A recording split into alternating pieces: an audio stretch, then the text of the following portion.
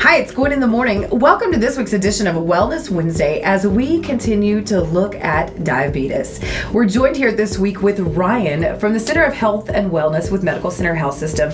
Now, Ryan, diabetes affects so many people, and importantly, the Hispanic population more people realize. That is correct. As a matter of fact, data from the CDC and Texas Diabetes Council would rank Ector County and Odessa. They would say 1 out of 10 have been diagnosed to have diabetes with adults. That's type 2 diabetes. Now, why is that? A lot of things. There's not one single factor that actually could lead you to diabetes. There's some multiple factors. One could be, you probably have predisposition to diabetes, meaning to say your parents have a history of diabetes. I was going to say, is it genetic? Genetic has a lot to do with it. It's just the gene. You have the gene. It's just waiting for something to trigger that gene.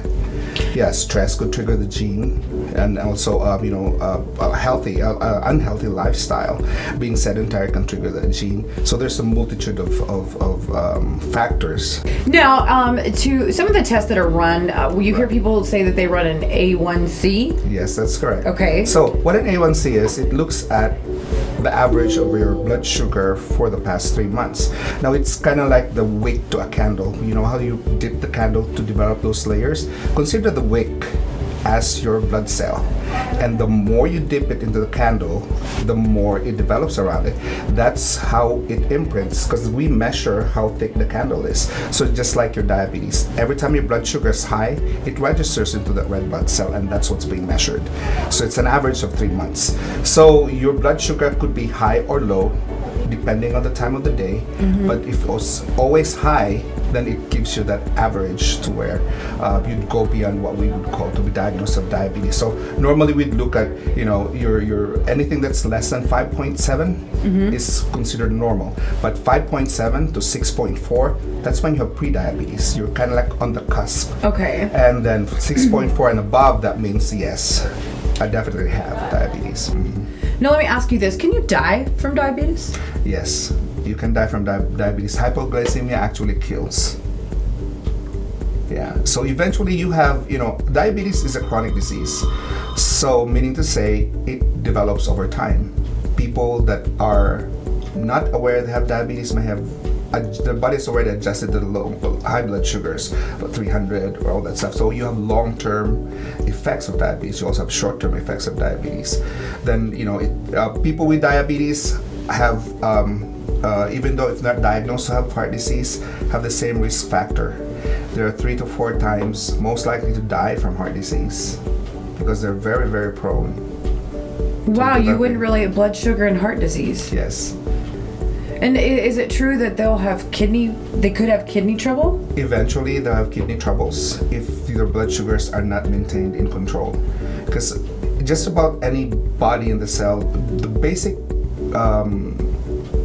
energy unit from your brain to anywhere else is the sugar. Because then with diabetes, you already have not a problem of regulating the sugar in your body, but the ability of the cells to utilize those. So over a period of time, you develop what you call, if your blood sugars are constantly high, you develop what you call insulin resistance, meaning to say, there's not one tried true I would say etiologic factor, a factor that would lead to insulin resistance. It's a combination of just the foods that we eat, anything that you do sedentary, and all this other stuff. That it's almost like a perfect storm for it to occur. Over a period of time, if your body develops an insulin resistance, it doesn't respond to the normal levels of insulin that your body needs. So your pancreas tends to produce more, and that also leads to more resistance. So that's why sometimes we have to intervene by when the pancreas doesn't give as much. Some people go on insulin, or some people take medications to bring the blood sugar down. So all in all, at the end of the day, the best thing to do is to try to control it with your diet. Yes. And obviously, if your doctor prescribes some medication, but just like in life, moderation. Moderation. The secret to everything is moderation. Dang it. Just kidding. Just kidding. It has to be moderation. Yes. Well, thank you for your time. You've been very, very educational today. Thank you. Thank you so much. Thanks for having us.